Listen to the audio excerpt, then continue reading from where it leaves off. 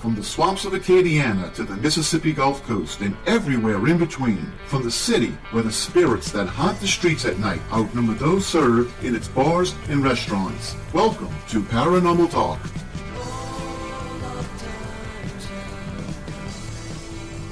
And welcome to Paranormal Talk with the New Orleans Ghost Hunters. And tonight we have a very special show.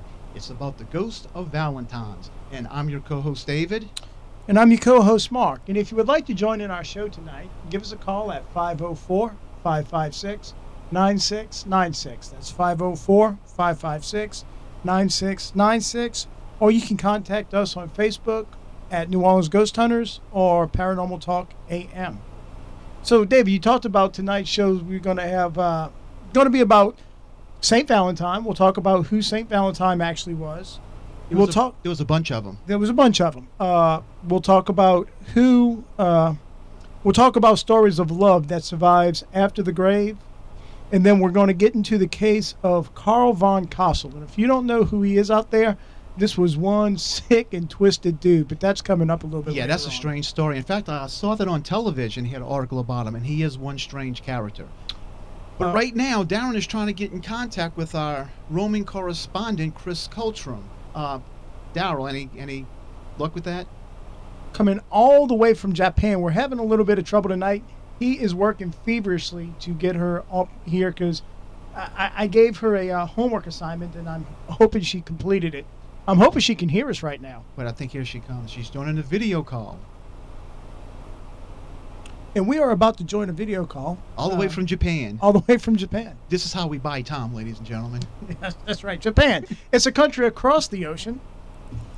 Do you know it's actually... I know that guy. Hey, wait, that's me. It's a good-looking guy. You know that guy in Japan, it's actually Saturday. That's right. She's 10 hours ahead of us. Hey, you think she can give us the numbers to tomorrow night's lottery?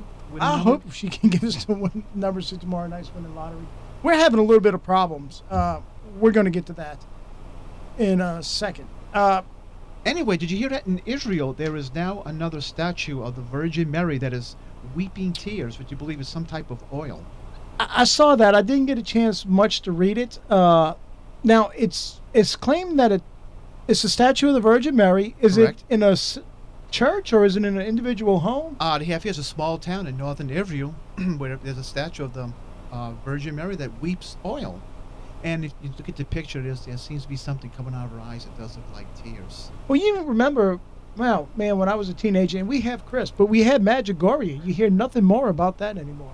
No. You know, I do have some questions about Medjugorje because I know 3 or 4 people that went there and claim to have taken a picture, yet it's the same identical picture, and I think it's something you can buy in a gift shop. Maybe they were all on the same tour group. Chris, can you hear us? Can you hear me? I can hear you, finally. Okay, good. Good. Hey, are they celebrating St. Valentine's Day over there in Japan? They are. Are you serious? They are? Are you kidding? Of course. Anything to get people to buy candy. Well, that's true. I didn't think about that. So what's been going on this week? Oh, are we on the air already? Yeah, we're on the air. Are you just waking up? Are you just waking up? Your eyes are kind of puffy. They just signed me in. I didn't know if the show had started. No, we were having some technical difficulties. So what's been going on this week? Well, this week I am in Tokyo, but last week I was in Akita, which was in northern Japan, for the Nabahagi Festival, and that was incredible. It was a festival completely filled with Japanese monsters, and they are it comes from the legend that hundreds of years ago there were these monsters terrorizing the village of Oka, and so for the villagers to get the people to leave, they made a deal with them. If they could build 1,000 steps up to a snowy mountain in one night, they would have to, they could stay and take as many prisoners as they wanted. But if they weren't able to do it by the time the sun came up, then they would have to leave. And so these monsters quickly built 999 steps up this snowy mountain. And right before they built the last step, a villager mocked a rooster crowing, fooling them into thinking the sun had come up. And so they fled. But every year they come back on December 31st and actually go door to door threatening children, saying that if they haven't been good, they're going to steal them away and go back up to the snowy mountain. And so the entire festival was a weekend of these monsters prancing around in the snow and dancing and threatening the crowds. It was awesome. Oh, that's how was the costumes? They were great. They were dressed from head to toe with straw, and so sometimes the straw would fall off them, and because they're believed to be gods, if you kept a piece of the straw, it was considered good luck. And their masks were like these big ogre masks with huge eyes and big teeth, and so they looked really cool. That's all. I'd love to see something like that. How are you finding communication over there in Japan? Since I know you don't speak Japanese. I don't. Rats, you knew that, huh? I'm smart. Well, it's amazing on how well you can communicate with people with limited language and a lot of expressions. You know, people, if you have a problem, if you have a question, people are very good at knowing exactly what you're trying to say, and they're pretty good at helping you out with, you know, hand gestures and things like that. Oh, I thought you were going to say limited language and a lot of money, and that would usually kind of get you around. Last week, that would be a lot better. They probably understand you a lot better if you pulled out some money. Yes. Last week I asked you, I don't know if you looked it up, but could you tell us the difference between a oni and a kami? Yes, a kami, I figured out, is a word for a spirit, as opposed to an oni, which is a devil. Okay, so the kami doesn't necessarily mean good or bad. It's just two different entities. No, they're actually spirits of the earth, so they contain both good and evil properties, whereas the oni are just negative and bring illness and misfortune and things like that. Well, thank you. I did not know that. She actually done our homework assignment. Can you believe it? Yes, she's very studious like this. Do you have any questions for her? No. No. Okay. I have a question for you. Okay. Could you imagine that? Did you get a chance to ride the bullet train yet? No. They have them over there, don't they? Like the real fast bullet trains? I didn't know that. They do? Yes, you're in Japan. You should know these things. I don't look up like the fastest modes of transportation and we everywhere do. I go. We do. That's because we guys. We want to get on a train and go really, really fast. No, they do. You know how I know it? I was watching the movie Wolverine, Origins, and he got on the bullet train. But I knew there was bullet trains in Japan. Yeah. But they travel really fast. I will do it. Well, this train, the bullet train, runs really, really fast, and I was going to ask you to conduct a scientific experiment if you got on it. Ooh, well, I'm all for science, so Okay. what's the experiment? Okay, what I want you to do is when the train is still, I want you to get up to the front and run to the back as fast as you can and time it. And then, once the train starts to move, get up to the front and run to the back as fast as you can and see which one is faster. Okay, but I don't know if you realize that Tokyo has quite a big population, so I won't be the only one on the train. Well, You can run over them. Well, no. Do it like 3:30, 4 o'clock in the morning when nobody's on a train. Oh, that's true. Okay. That would be cool, because I'd love to ride the bullet train over. That has nothing to do with paranormal, but I just think it would be cool. Yeah, well, for science, I'll give it a try. And good, you got 1 week. We expect a report on your times and your and your heats next week. So what you got coming up this week? Any This big week- festivals? No, unfortunately not. A lot of snow, though. So I'm here in Tokyo doing a lot of writing. And yesterday I was actually snowed in. It snowed all day. Really? Yeah. Even the trains weren't running, and it was crazy. Well, I don't know if you've been keeping up what's going on here in the United States, but actually the South has been going underneath snow. Atlanta has been snowed in and stuff. That's very, very unusual. Yes. How is it there in New Orleans? Kind of. What's today like in the 60s? In the 60s, not Yeah. bad. I mean, you wake No, up, that's it's rough. yes, 50. really rough. By noon, it's 30, and by 5, it's 50. So, here's a question for you: have you run into any ghost hunters in Japan? I haven't. Not yet. Would you look and see if they actually like their views on ghost? And you might not have the time to answer it tonight, but we'd be interested in knowing, do they do ghost hunting over there? What their views on it is, because it's such a different culture. I think that would be awesome to know how they think about it. Oh, I got a question. Okay. When you were staying, what was it, in Austria? You got what, like 3-4 million people listening to us? How many people can you get listening to us in Japan, Tokyo? How many people's in Tokyo? What's the population of Tokyo? Oh my God. Well, it's the biggest population in the world, so I'm sure I can get a few of them listening to the show. Yeah, try to get at least 3 or 4 million people in Tokyo listening to us. We had a like Okay. from Rome. Minimum. You were in You Rome, what? right? We had a Yeah. girl that liked one of our posts today from Rome On Facebook? on Facebook. Really? Totally threw From me off. Rome? Yes. Wow, that's Yes. cool. And Okay. it was really cool. I gave Wonderful. you credit for it immediately. I think it's because you're asking about the Vatican every week, you know? That could be. Now I'm concentrated on that bullet train. We got 1 minute left, and I had a question to ask you, and he's sticking his finger at me, and I totally got confused. What did we cover? Where We you- covered where you- Ghost and Bullet Train. Where are you going to be next week? I think I'm still going to be here in Tokyo. It's to be determined. Compared to New York City, I mean, is the population in Tokyo like that, like fast and busy like New York City, or is it real different? It is, but the areas I've been to in Tokyo, the streets aren't as crowded as New York City. So it's bigger, but it's more spread out. Well, Chris, once again, we really appreciate you joining us this morning where you're at, and hope you get some good writing done. Enjoy your homework assignments, and we will talk to you next Friday. Thank you. See you next week. Bye-bye. Give us a call at 504-556-9696. If you have any questions for Chris, give us a call, and we'll be sure to get to him. We'll see you after the break.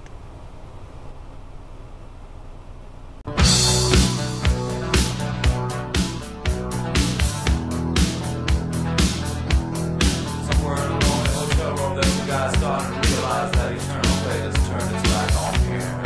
It's 2 a.m.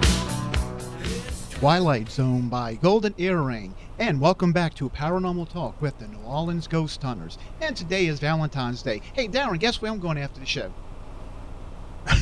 Come on. Where? I'm going to eat sushi. Good. You are. Darren, man of many words. Anyway, Yes, so yes. so He's excited. So we're going to talk about Valentine's Day, but we have a couple of good stories. I like this one about this guy. What's his name? Carl Von Cosel. Yes, but anyway, let's talk a little bit about Valentine's Day and exactly what it is. Well, you know, you think about Valentine's Day and paranormal, it's kind of hard to draw a correlation between the two. But, you know, we said we got enough to come up with the Valentine's Day show because we believe sometimes paranormal is about love, coming back from the grave. So, today is the day for lovers. Today is a day to express your emotions. Why? And then who is St. Valentine's? Who was this guy? Did he really exist? And why is he associated with lovers? And actually, there was several St. Valentines, weren't there? There were several St. Valentines. Valentinus was actually quite a common name back in the days of Christ in the Roman section. I mean, not down in Judea, but if you start getting around the Mediterranean, Valentinus is a common name. The real St. Valentine is believed to be a 3rd century Roman saint. And under Pope Galatius I, he established St. Valentine's Day on February the 14th in 496. So it goes back a while. But you know, I don't celebrate the Barbara out there. I didn't buy her a present because I don't celebrate Valentine's Day on February 14th. You I know- go by the Eastern Orthodox Valentine's Day. I celebrate on June 6th. And sometimes I celebrate on July 30th, like, you know, the feast of St. Valentine's Day. You might get more loving if you celebrate it on both days. You know, just bring it there. But no, that's true. The Catholic religion in the Western society, and evidently Japan, now celebrates it on February 14th. And I'm thinking that has to do more with the candy and stuff like that. But the Eastern Orthodox religions do celebrate it in the summertime. Hey, Darren, did anybody send you candy today? Did you get any Valentine's today? You know, people can't see you shaking your head no on Okay, the for radio. everybody around, Darren is saying no. Now, how can somebody like Darren not get candies and flowers? You single, Darren? Yes. Any ladies out there looking at Who me, a wants to nice sell guy? Darren some candy. Call in 504-556-9696. He's actually blushing at this He point. sure is. Anyway, why do we celebrate it on February 14th over here? Because that is one of the only things he's actually blushing. I love it. February the 14th is actually one of the only things that we do know about St. Valentine. And that's because that's the day he was martyred or killed. They've kind of narrowed it down to who they believe are 3 people.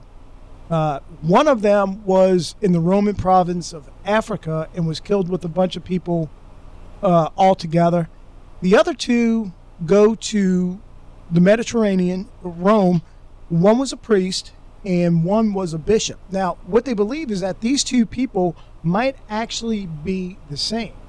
The Roman priest and the Roman bishop he was a bishop of Inter Omnia. I'm probably saying it today wrong, but Inter Omnia, which is today modern-day Terni. And he is buried along the Via Flaminia, but at different distances from the city. Now, what is the Via Flaminia? The Via Flaminia is the main road through Rome, which actually led to the Adriatic Sea. You know, the Romans built a lot of cities. They also was the first ones that came up with the road system so they could get their troops around. That was the main road that went through Rome to the Adriatic Sea, and he was killed out there. One of the legends is, well, they can't be the same people because they're buried at different locations along that road. And what the story is actually saying is that he was killed in Rome when he was with the Pope. Emperor Claudius II had him killed and buried outside of Rome, but then his followers came and dug him up and moved him to a different location. That's why they believe he's the same person. Now, aren't there skulls of some of these guys that's still on display in some of these churches? yes, there is a skull. We're going to get to that. But what did he do to make himself a saint? Now, one legend says, and this is the most common legend, that he was under house arrest of a judge by the name of Judge Asterius, kind of like a Pontius Pilate. And he was discussing his faith in Jesus. He was discussing his Roman religion, Catholic religion, because at that time it's illegal to be a Catholic. So the judge is going to put him to the test. And he tells him, he says, if you can cure my blind daughter, I will believe you. So he brings his blind daughter in. She's actually adopted. And Bishop Valentinus places his hands on her eyes and she regains her sight. He says, what do I need to do? I believe you. And he tells them, you need to destroy all the false idols that are in your home. You need to fast for 3 days, and you need to be baptized. At which time Judge Asterius does that. He frees all of his Christian prisoners and actually becomes a Catholic. Well, after that, St. Valentine starts marrying, he always was, but he's marrying Catholic or Christian couples, Catholic couples, which again is illegal. So Emperor Claudius orders him captured. They capture him, they bring him to Claudius, and Claudius actually starts to like Valentine. And they develop a decent relationship, but during this time, Valentine tries to convert Emperor Claudius II to become a Catholic, at which time that's something the Roman emperor can't do. He orders his death. He orders him to be stoned and beat to death on the road of Via Flaminia. And they stone him and they beat him to death, but that doesn't work. And when that doesn't work, he's actually beheaded. And then he's buried, and then again, his body is picked up. So that is the legend that they think belongs to the actual Saint Valentine. Again, he was marrying Roman couples, so that's where the whole thing of love came up. Now, there is a skull in the Santa Maria in Cosmedin, Rome. That's actually it's in a basilica, and it's claimed to be the actual skull of Saint Valentine. Whether it is or not, they really don't know. If you remember last week when we talked about the exorcists, I talked about how Father Baldern, during one of the exorcisms, used bone fragments from the arm of Saint Francis. Right. Back in those, I say back in those days, but a couple of hundred years ago, they were doing a lot of that kind of stuff. They don't know if the relics were real, but they do believe that this might be the skull of St. Valentine. Do you know what else he is the patron saint of? No. Beekeepers. Oh, yes, sir. I read that. Beekeepers. Also, what is the story about he married soldiers when he wasn't supposed to? He married soldiers, and supposedly the soldiers couldn't go off to fight, and that kind of made the Romans even angrier. But that kind of goes into marrying Christian couples. It was kind of like they would get married to get out of going to combat. He's a patron saint of love, beekeepers, epilepsy, the plague, fainting, and traveling. So St. Valentine has a whole lot of stuff. Hey, give us a call at 504-556-9696. Grab your loved one, get cozy, because this next story is a doozy. And we will see you back after the break. 10 years ago, on a cold, dark night, someone was killed neath the town hall lights. There were And welcome back to Paranormal Talk with the New Orleans Ghost Hunters. So if you want to join us in our discussion tonight, you can call us at area code 504-556-9696. And we want to thank Store Spray Foam and Blue Bonnet Dental Care for sponsoring the phone lines tonight for tonight's show. But anyway, this is going to be the story of Carl Tanzer, also known as Carl Von Cosel, and I think Mark has the specifics on the story, and it's a very, very strange story. You know, if you plan on laying down with your loved one for Valentine's Day, after I tell this story, you might change your mind. Carl Von Cosel was born in Germany on February 8th, 1877. Just give you kind of a reference of what he does. And as a young child, he claimed that one of his ancestors, who was a countess, it came to him in a vision and showed him a picture of, or a vision of his future love beyond love. This is the one you're always going to love. This is the one that's meant for you. So he keeps that picture in his mind, and he grows up, but he has an idea of what this woman is supposed to be. During World War I, he actually goes to Australia for a while. He's actually in Australia when World War I breaks out, and he's held as a prisoner for World War I because he's German. After that, he's released, where he goes back to Dusseldorf, Germany, and he gets married at the age of 43 to a woman named Doris A. in 1920. Not much is known about her except that they have 2 children and that one does die of diphtheria when they are a small child. He flees Germany and moves to Zephyr Hills, Florida in 1926. And his family comes with him, but shortly after that, he leaves them there in Zephyr Hills, and he moves down to Key West. Now, Key West is a really cool place. There's a lot of legends going on about Key West, but this guy kind of fits in among the freakiest stuff. I mean, Hemingway was down there. You have the doll and all that. This guy even blows these characters out of the water. He claims that he has 9 college degrees. Whether he had any of those or not, we're really not sure. Also claimed to be a submarine skipper. He claimed to be all kind of stuff. Did he find any truth to that rumor? No. He gets a job as a radiological technologist at a U.S. Marine hospital in Key West. Now, one of his co-workers at this time describes him as imaginative and practical inventor, a scientist, an electrical wizard, and sometimes ingenious liar.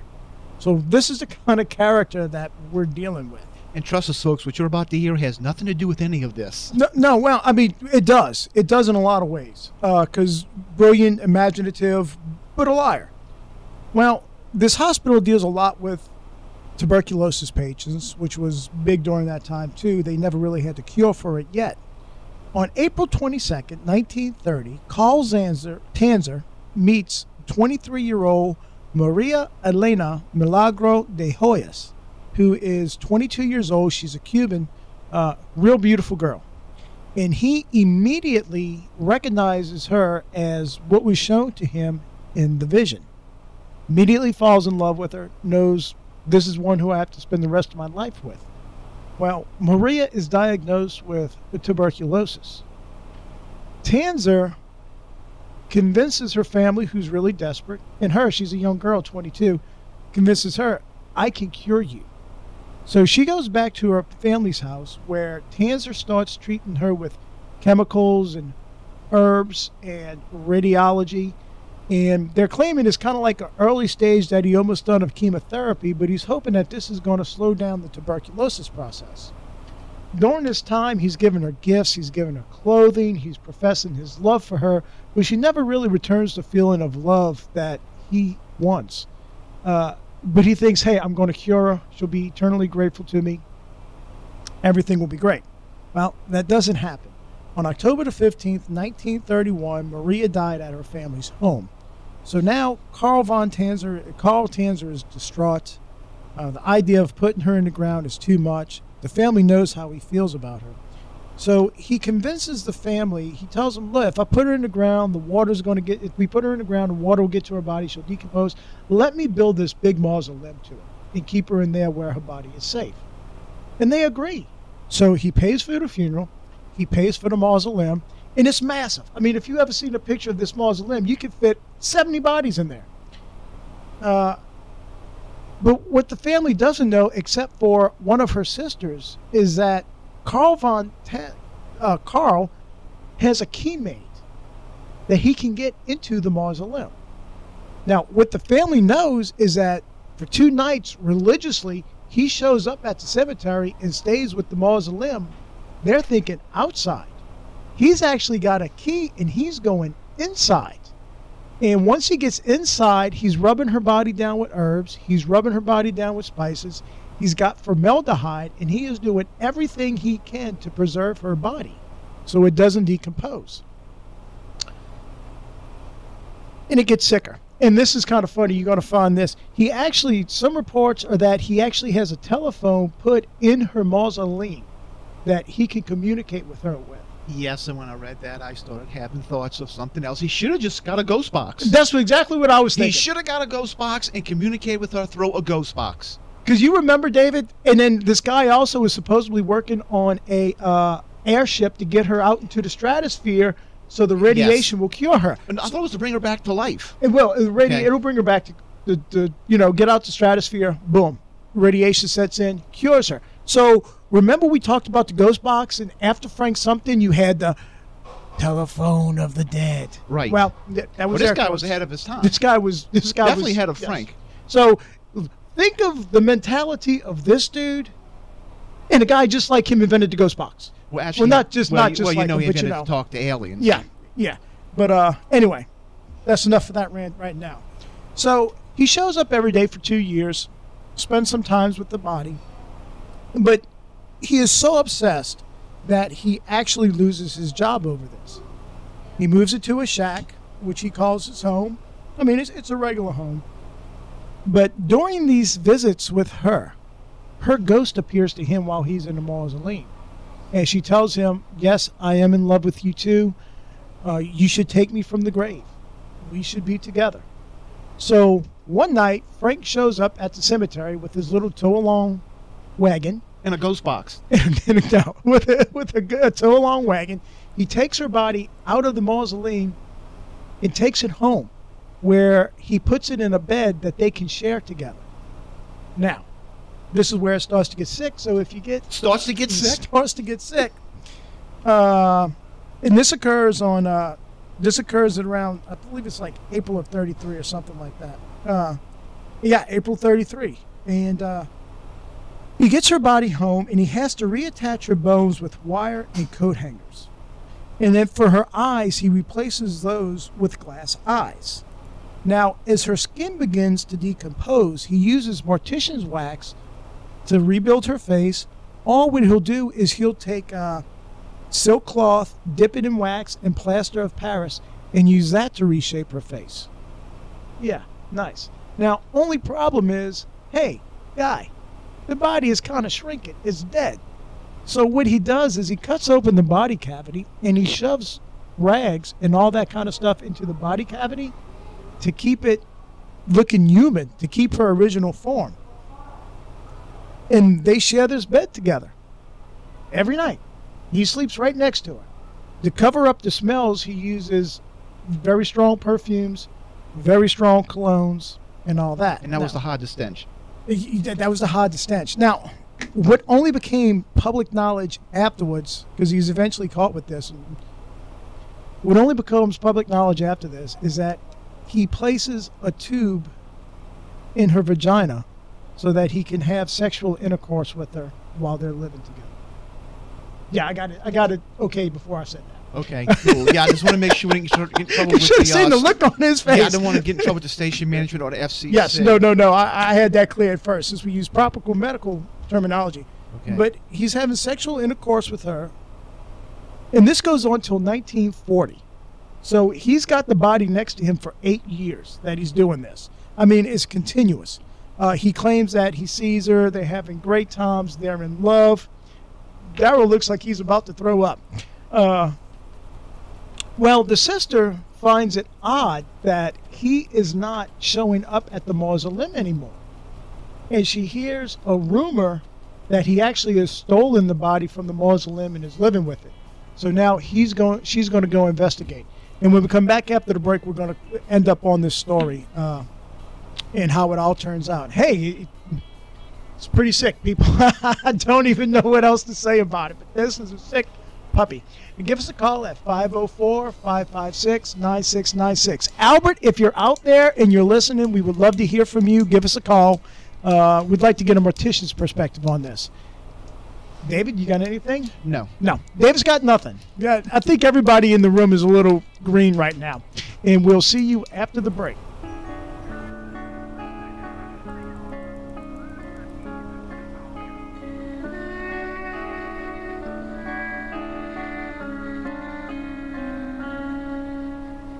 I was sitting in my room, dark and gray and crying. And welcome back to Paranormal Talk with the New Orleans Ghost Hunters. You know, during the break, Daryl told us a very interesting story. He was telling us that when he took his Disney cruise around Key West, they didn't tell him this story.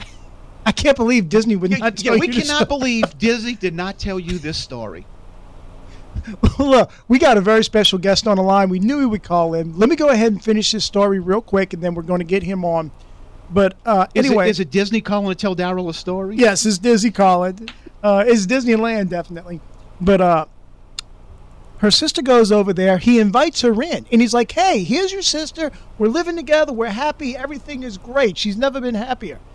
The sister looks at the body, and she thinks it's a fake wax doll. And then she realizes, this is really my sister. So she goes, gets the police. The police come. They arrest him. They charge him with removing the body from a grave. He eventually goes to trial where the charges are dropped because it's been 10 years. It's past the statute of limitations. Now, the city of Key West, and Albert might know this place. Let me find the name of it. Maria's body was put on display at Dean Lopez Funeral Home, where over 6,000 people came to view her wax-like features. And then the body was buried in a secret location. But wait, didn't they put it in a cart and then parade it through the city? Yeah, I mean... So wait, so him actually sleeping with this thing for 10 years wasn't enough. He had to actually put it on display and then bring it on parade through the city. Well, you know, a lot of women during that time were sympathizing with him because they thought, man, this guy really loves this woman. They didn't know he was being intimate with the corpse. But, so she's buried at a secret location in Key West Cemetery, and he goes, he's free, but he had a death mask made of her. And then he builds a doll with her death mask, and then he spends the rest of his life with the doll until 1952 when he dies on July 3rd. Daryl, we got Albert up? Albert. Yeah, Mark. Hey, how you doing? I knew if I threw that line out there, you'd have to give us a call tonight. Oh, I tell you what, I've seen pictures of her myself, and I can't remember where I've seen it at, but that is one gross story. Yes. I know, but you know, it was like, it's such a great story. I mean, let me ask you this: did you ever have kids? No, he never had kids. I think the tube kind of didn't work appropriately. You know, they may have. It might have been which started this Night of the Living Dead. You know, we could probably make a movie about that. But Albert, as somebody who works in this profession of dealing with dead bodies, I know the extensive work that you've had to do repairing some bodies. Explain to us, maybe without getting too graphic, the process of the body breaking down, and what would the extent of the work he would have to do to keep something like this up for 10 years. Oh, Mark, I mean, that is a lot of work, you know. I mean, the body normally naturally dehydrates, okay? It's not the oils he was using, yeah, that'll put moisture in the body. I put lanolins in bodies to help them get pliable, okay, and also to retard dehydration, okay? Mm-hmm. I'm only talking about a couple of days, maybe, to a week, okay? But after that, you're talking about a lot. After a month, the 2 months, you're talking about a lot of work. I mean, and it never looks normal. There's no way in the world that body will look normal or keep that appearance of being normal. Well, and the smell is unbelievable. Well, based You on know? these pictures, she did not look normal. No, she looked waxen. It's scary. I mean, yeah. You know what? She looked like she was made out of paper mache. I know. I've seen the picture. I just couldn't believe it, you know. But y'all was really had a lot of details with the story that I unfortunately I enjoyed. Okay, right. Just to be in a room with somebody like that, or even be in a room with him, his mentality, that's scary. Yes. It's very scary. I mean, people do crazy things over love. People kill people over love and stuff like that. But, I couldn't imagine being next to a body. Well, what's his mentality, Albert, when he talks to this thing and is talking back to him in his mind? But, he's just young. He's in his own world. It's like someone with schizophrenia, they believe what's in their head. Mm-hmm. And he just believed that she was alive. That would be my opinion, Well, it That was says his world. it says here he later admitted to spending long, pleasant nights talking to her and professing his love. So this guy was a little deranged. He wasn't in his right mind. Sure. He had I mean, that's not normal. he had all a know great that, imagination. And then Yeah. the ages, too. Like, at his age, when he met her, he was about 53. And she was 22. So, I mean, usually for some type of psychosis, it usually sets in way before the ages of 50. It usually starts manifesting in the teens. And then, in the early adulthood, it's really manifesting. So this is something that even creeps a mortician out. Yeah, but that's just textbook cases, I mean, he was just abnormal, Uh-huh. Yeah, it breaks the mortician out. Believe me, it does, because, like I said, I've seen pictures of her, okay? Mm-hmm. And the story you told, I never had the details that you guys just gave. Right. And, wow, I was sitting here, my jaw actually dropped, okay? Mm-hmm. I couldn't believe it. Yeah, that's what I'm saying. So you're saying it would be almost a daily routine that he would have to follow. Oh, yeah, a lot of work, Shoot, how many years he did this? 10 years. Holy smokes. Wow. Yeah. So I'll let y'all go. I know y'all got some more stuff to cover before y'all sign off. No, not really. That's why we have you on the show. We kind of using you to fill in the slack. We got stories from beyond the grave. Now, what happened? I mean, what happened to him? They locked him up or what? No, he was found. He was actually found mentally competent to stand trial. He was actually examined by 5 psychiatrists who found him mentally competent to stand trial. When he went to trial, because it was over 10 years that he had stolen the body, I think it was actually 8 years at that point. It was past the statute of limitation. They couldn't charge him. Okay. Not even for desecration. Well, I guess you really can't say he desecrated the body because he was actually taking care of it. Well, and like I was saying, a lot of people that time, the women were going, he loved this woman so much, he couldn't let her go. And then you got to remember, this is also a time where World War II is breaking out. So the nation's attention might not be exactly where it's supposed to be. Right, but, exactly right. But they never came out until the 70s and released really the fact publicly that he was being intimate with the corpse. Yeah. That's Where sick, did y'all Al. get this story from, Mark? Online y'all found it or what? Online, you can find it. You can actually Wikipedia. All you got to punch in is Carl Tanzer or Carl Von Cosel. They got pictures. They got images. Now, I didn't just get one source because one source is never good enough. But I think I used the Angel Fire source. Yeah, Angel Fire is good. I used Angel Fire, Wikipedia, and several other ones. Okay, let me ask you this. I mean, did he actually sit down and, like, feed her food? Did he say that also? No, I don't think he fed her food. It never said anything like that. Or changing her clothing, or? He did change her clothing. Now, I mean, it kind of went into a routine that every day he would rub her down with oils and herbs and all that, and then change her clothing. He always kept her in pantyhose and shoes and a nice dress, I guess, until it was time to go to bed.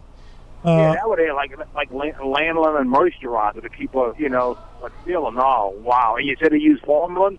Formaldehyde. Now, what exactly does formaldehyde do to the body? It sets the cells up. It retards dehydration. After 10 years, I mean, it's like leatherizes it, like leathering. When you make when they skin animals and make leather out of it, you turn into leather with dehydration. Cool. We got about We got about 30 seconds out. Thank you so much for calling in. I think it's great that we had your perception from somebody who has got experience dealing with stuff like this. Yeah, Not that you did it. Yeah. But, I mean, we're not morticians. We don't know. But thanks for calling in, and I hope to get you on the show again soon. Okay. Bye-bye. Bye. David? No, I just want to say happy Valentine's Day to all the mothers out there and wives and girlfriends. And, of course, I'm not celebrating my Valentine's until, like, July 6th because it's part of Eastern Orthodox Church. But no, I'm only kidding. I'm actually going to eat. Daryl, I'm going to eat our sushi tonight after the show. Did I tell you? Hey, everybody out there, thank you for joining in tonight. Enjoy the people in your lives. They love you. Bonne chance avec les fantômes.